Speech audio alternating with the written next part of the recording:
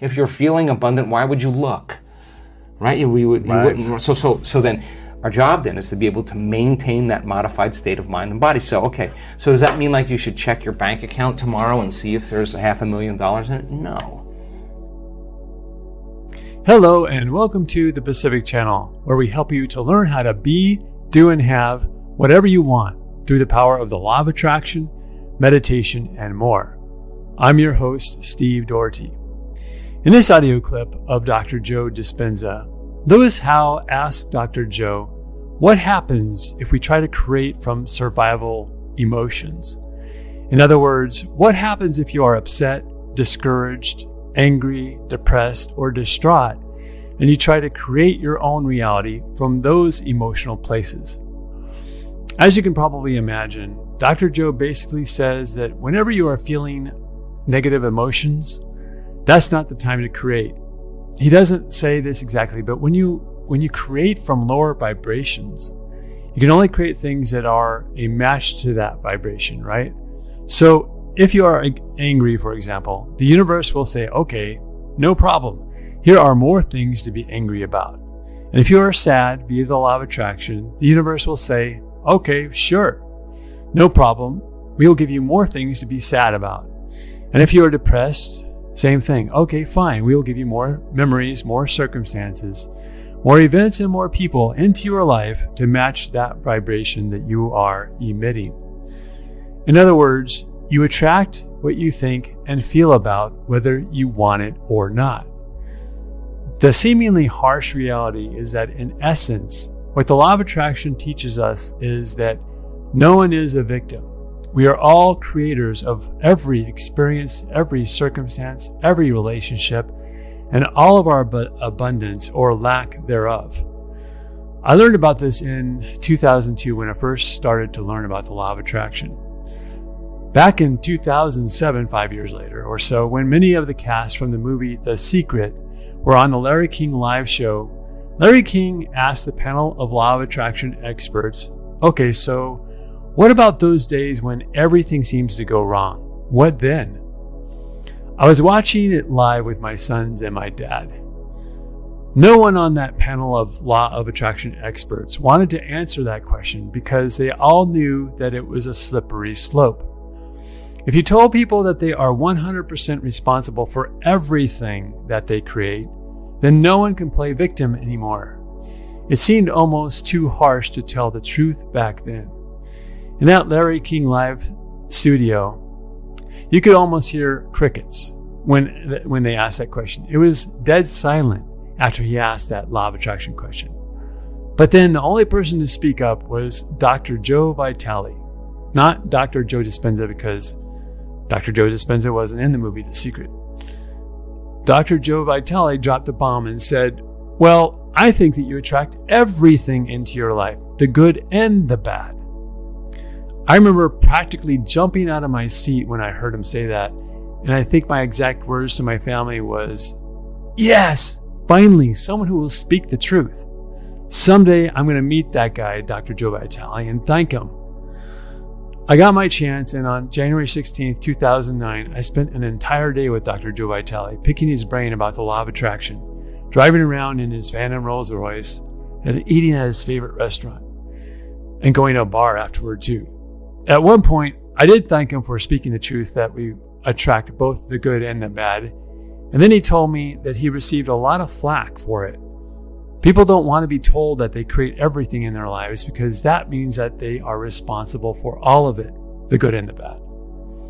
So the point is that yes, the universe may seem unforgiving and not compassionate at all, but the reality is that the law of attraction is the most compassionate and equal opportunity law of the universe. It gives you all of the power to create whatever you want to create once you understand how it works. Let's listen to Dr. Joe Dispenza explain how to create now. What happens if we try to create from survival emotions? It just takes a long time. You'll just force it. Little steps at a time. You'll force it. Yeah. You'll force it. You'll fight for it. You'll compete for it. You'll manipulate. You'll cheat. You'll lie. You'll do anything to get what you want because that's what matter does when it's trying to change matter. And everybody's playing that game, right? Everybody's trying to accumulate the most amount of things. Right. Okay, so that's what abundance means to certain people. Get as many things as you can. Okay. You want that? Not a problem. But let's learn the formula of how to create, right? Yes. So then you'd have to feel those emotions before the experience occurred. And if you understood that you could dissociate all of your attention from this three-dimensional reality and have no attention on anything known, and understand it's the field that creates matter, not matter that emits the field. And if you could get to that place and change your energy with a clear intention and elevated emotion, your heart starts beating in this beautiful rhythm like a drum. We've measured it so many times, and when that occurs, the next thing that happens, the heart informs the brain it's safe to create now. So the person relaxes into the present moment, and then we see this like if you took a big sheet, and a blanket, and you went like that, the energy of the heart actually informs the brain to move into these beautiful, elegant states of alpha brainwave patterns, coherent alpha. And that's saying, what's the next dream? What's the next opportunity you want to experience? That's a state of creation. So now you have a Wi-Fi signal. You got a coherent brain, that's a directive, that's a signal out, and you got this coherent heart, that's what draws it to us, right? You combine those two, and if there's a vibrational match between your energy and that potential in the quantum field, and you're feeling abundant, and whatever your brain associates with being abundant, that's your call. That's what the creative process is. This is the creative center. The brain, frontal lobe, actually says, what would it be like to be creative or abundant? I don't know what it'd be like to be abundant. Well, then go read a few books on people who actually became abundant and realized it wasn't a glorious process. They failed miserably. They got betrayed. They learned a lot of lessons, but they persevered. And what are the qualities of that person that you could embody? That's the key, right? Because it's not about wealth.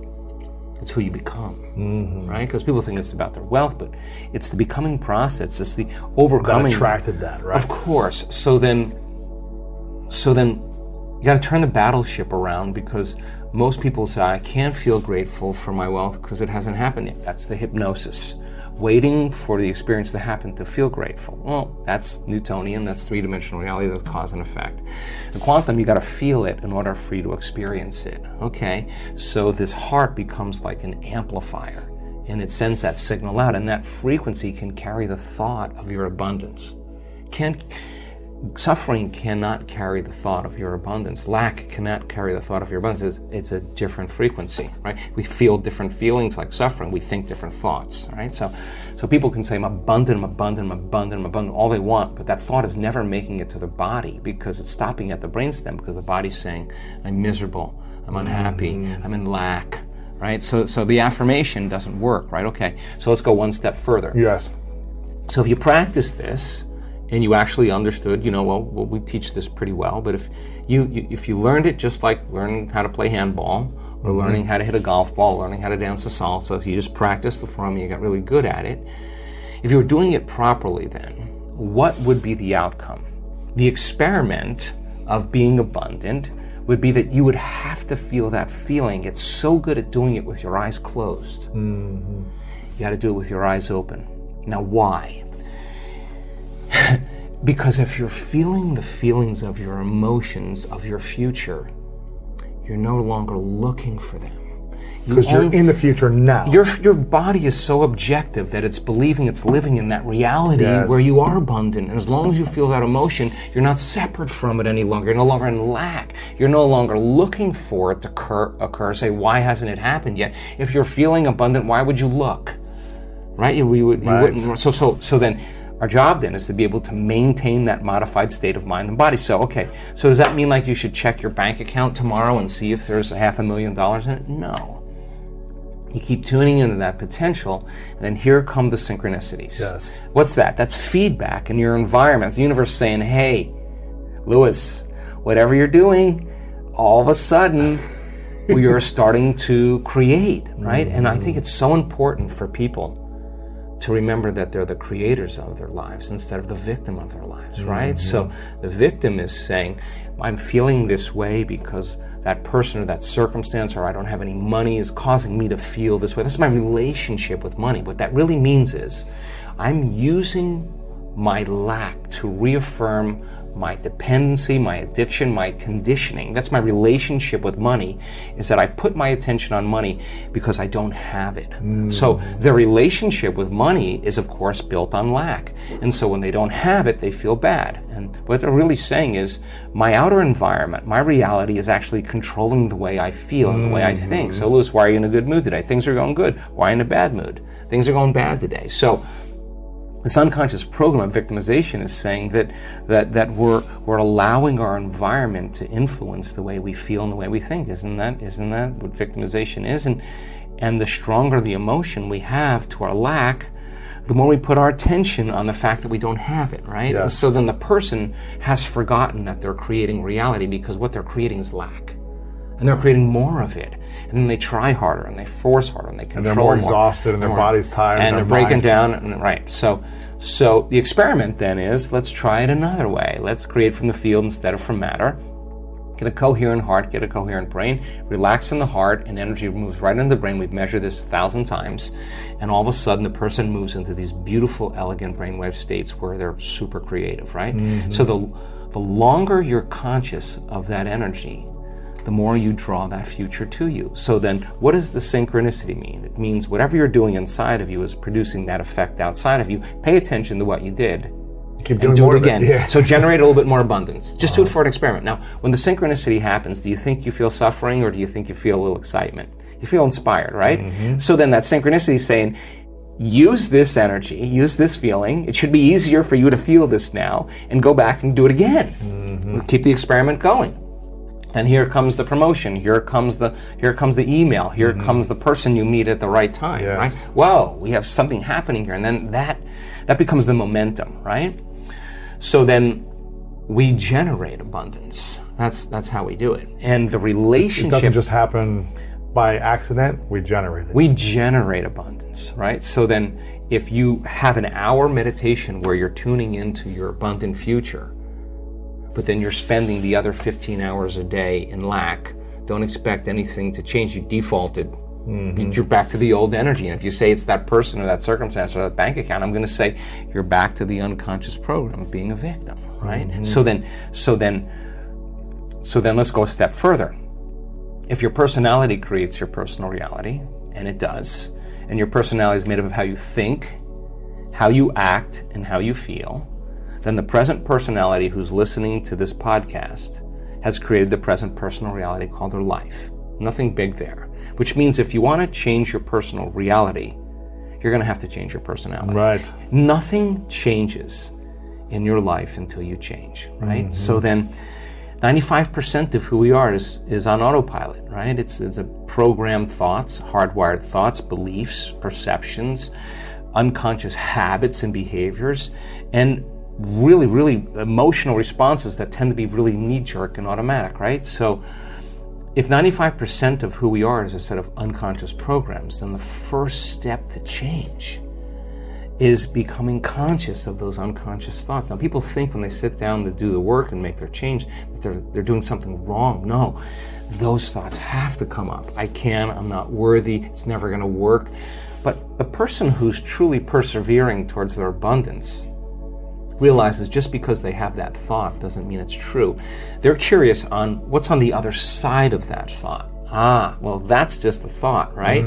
And nerve cells that no longer fire together no longer wire together. So you keep moving past that thought, it has less and less power over you, right? Now you have power over it, or better yet, you're using your brain in the proper way instead of being a victim to your brain, right? If you complain about money, if you judge people who have it, if you rush when you're in lack, if you cheat when you don't have what you need, an abundant person doesn't do that. You got to look at that and say, I got to break these habits. Yes. Oh my God, if I truly want to be abundant, I can't act this way. Now here's the big one. If I truly want to be a new personality that's in a new personal reality, I can't take lack with me. I can't take unworthiness. I can't take the story that goes along with it with my parents or my grandparents or my ex or whatever. That story has to end, right? I mean, if not now, when, right? How do people end those stories? Well, of course. Well, how many times do we have to forget until we stop forgetting and start remembering? Right. That's the game, right? That's the game called change. How many times do we have to go unconscious and default to that old personality when we catch ourselves and stop doing that and get conscious? That's the moment of change. So the problem is that most people wake up in the morning and they think, let me think of my problems, right? The brain is a record of the past, right? So they think about their problems. They don't have enough money, and those problems are usually connected to certain people at certain places with certain objects and certain things. What didn't work out, or who Right. screwed me over. Or So what, the moment they wake up, the moment they remember those problems, they're thinking in the past. So now they're firing and wiring the memory. They're keeping the memory of the past alive in their mind. The problem is, every one of those memories has an emotion associated with it because we've experienced it. So when they feel the lack, when they feel the unhappiness, when they feel the anxiety, now the body's in the past. Thoughts being the language of the brain, feelings being the language of the body, how we think and how we feel creates our state of being. But the conditioning process starts because conditioning only needs a thought and a feeling, a memory or an image and an emotion, and a stimulus and a response, and you're conditioning your body to become the mind of that emotion. And now the memory's not in the brain. Now the memory's buried subconsciously in the body, and the body becomes the mind of that emotion. So the body is living in lack, and it's believing. the body is that through the nervous system, or is that through neurochemical, the cells, everything? So the body's so objective that it does not know the difference between the real life experience that's creating the lack and the emotion that you're creating by thought alone called lack. The body's believing it's living the same past experience every day. Why? Because the end product of an experience is an emotion. Well, if your life is changing, but you're still feeling lack, don't expect anything that you won't even see it. You'll walk right past it. You're viewing your life through the lens of the past. So then the person realizes that all their friends are making money and they're doing stuff, and they're like, wow, I'm really feeling lack now. So then when it no longer becomes about your abundance and it becomes about your change, that's a valuable moment. When it's no longer about your healing, but it's about your change. I paid attention to a lot of people in the last couple of years tell their story. The people who heal in this work from cancers and all kinds of chronic health conditions and Parkinson's and strokes and paralysis and all kinds of things. It's rare genetic disorders. It never was about, when they've really got in the game, it was never about their healing. It was about, what do I need to change in order to heal? When the game goes like that, so then the person who's feeling lack, on some level or another, it's not just in the mind, it's in the body, right? So you are always creating either what you want or what you don't want. And that is why a lot of people feel like they are stuck in a rut. It takes a considerable amount of energy to discipline yourself to choose better feeling thoughts, especially when something goes wrong.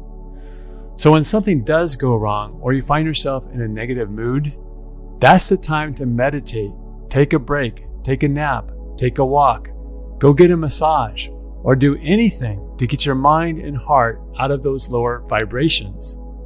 You must break that spell of negativity, or else it will be very, very easy to spiral into more and more negative thinking. One of the things that Dr. Joe says is that a lot of people say that they don't know what it would be like to feel abundant. So his answer is to go read some books on people who created abundance. The problem with that idea is that everyone who has quote unquote made it feels like they have to justify everything that they created in their lives. And so they are more than likely to stretch the truth a bit and tell you how hard they had to work and how much blood, sweat, and tears they had to go through to attract and get their abundance. When the truth is, more than likely, what they really did was knowingly or unknowingly leverage the power of the universe to create their abundant life easily. Do you really want to believe that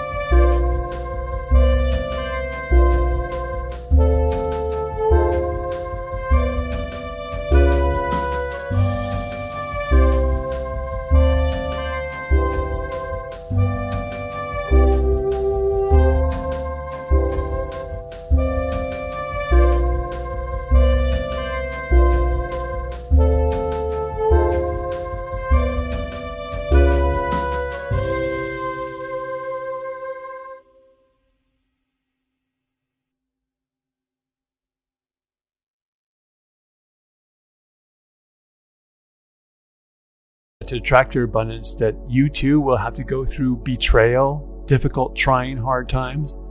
Or is it better to learn from someone who has mastered the art of leveraging the power of the universe and can easily do it? The other interesting thing that Dr. Joe talks about, but he skims over it fairly quickly, is that creation isn't just about attracting wealth, health, and happiness. It's about who you become along the way. It's about the journey of life, not just reaching a destination. It's about the person you become, not just the things you accumulate. The things you want are simply the excuse to become the person you want to be. Another point is that Dr. Joe says that you've got to become just as good at creating that feeling of abundance of whatever you want with your eyes open, not just when you're meditating. I don't think that he means that all of us should sit around and meditate all day long. What he's saying is that you've got to do more to focus on the quantum field of potential while you are awake, while you are in your day. That's the key. We can't rely on just 1 hour a day of meditation to keep our vibration high enough to attract what we want. I've heard that if you could just keep your vibration high for just 51% of your day, you'd attract all that you want. You are the creator of your life, not the victim of it, as Dr. Joe said. But also, as Dr. Joe said, you have to change first. Change must come first. If you like this video, please like, subscribe, and share it with anyone you know who might benefit from it. Thanks for watching, and now be the change you want to see in your life. Have a great day or night. Christmas is coming, and we would love to give back to our Pacific family. We are offering 2 lucky winners a ticket to Dr. Joe Dispenza's week-long retreat in Cartagena, Colombia, worth $2,300 each. To enter the giveaway, you must be a subscriber to our channel Pacific. Like this video, comment your manifestation goals for the year 2023, share this video with any 5 people, and stay tuned on our channel as we will declare the winner soon. Please refer to the description below for more info. Good luck!